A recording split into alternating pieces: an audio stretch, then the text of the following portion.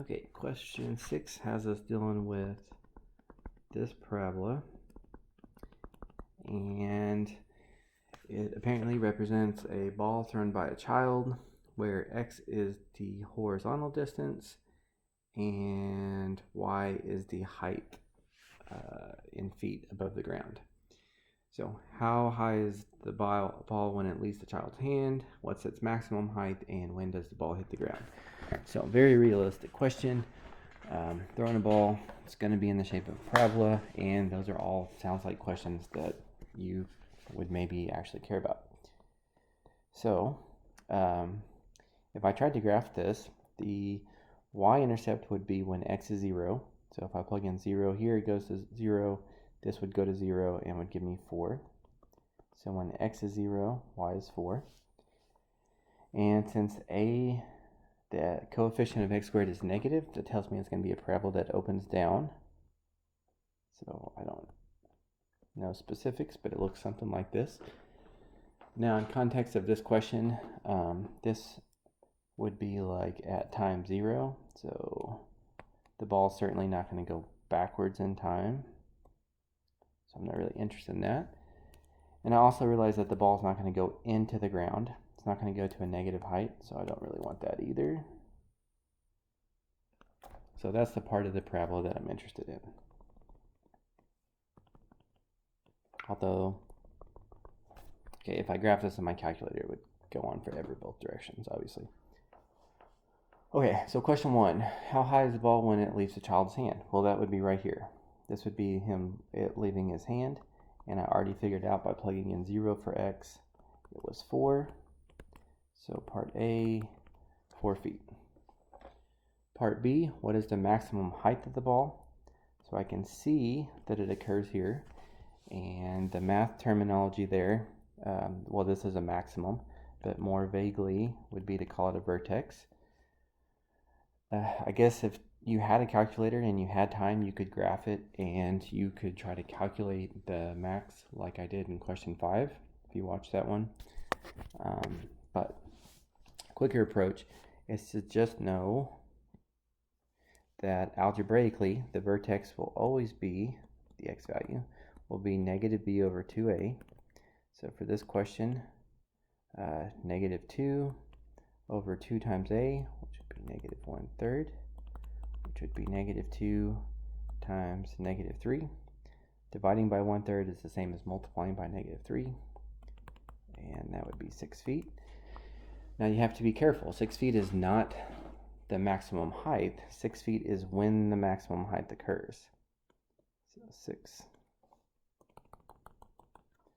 So if I want to know what the actual height is, the height is the y value. So now when x is 6, I can figure out what is y. So if we go ahead and plug that in here, negative 1/6 times 6 squared plus 2 times 6 plus a 4. Let's see, those would reduce.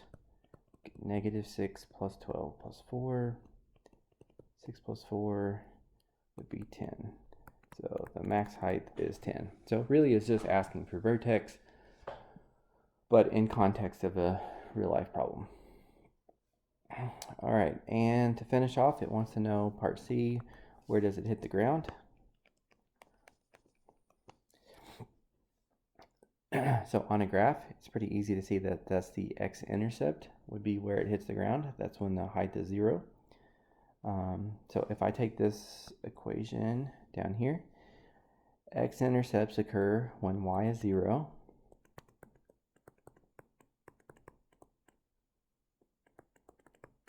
So really, I need to solve this quadratic in order to tell you where that x-intercept is, so that I can tell you where it hits the ground. Okay, to deal with the fractions, let's just multiply everything by 6. And I don't know, I would kind of like that a to be positive, although it's just a preference. So I can multiply everything by a negative 1.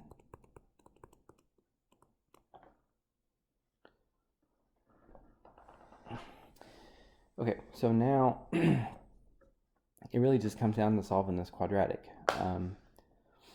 If I thought that this would factoring would be great. If I don't see how to factor it, then my really only other choice is quadratic formula. So factoring's not jumping out at me, so let's do quadratic formula. So quadratic formula would say negative b plus or minus square root of b squared minus 4 times a times c all over 2 times a. And this would be 144. Negative times a negative would be positive. 4 times 1 would be 4, times 24 would be 80, plus 16, 96. So we get 12 plus or minus the square root of, see, this is 4 away from 100. If I added 100 to this, it would be that, but 4 less. That. All right, and then I guess I could even simplify my radical, but now I'm kind of paying attention to the question more. It's telling me I'm going to need to round to the nearest thousands anyway. So let's go ahead and let the calculator deal with this. I've got a 12 minus square root of 240 for my numerator, and 2 for my denominator. So it looks like it hits the ground at about negative 1.7 feet behind him.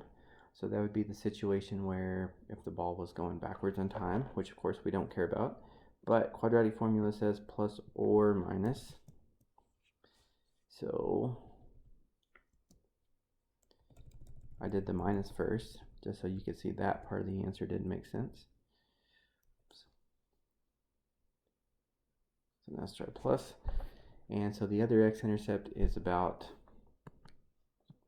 13.746. And that is in feet.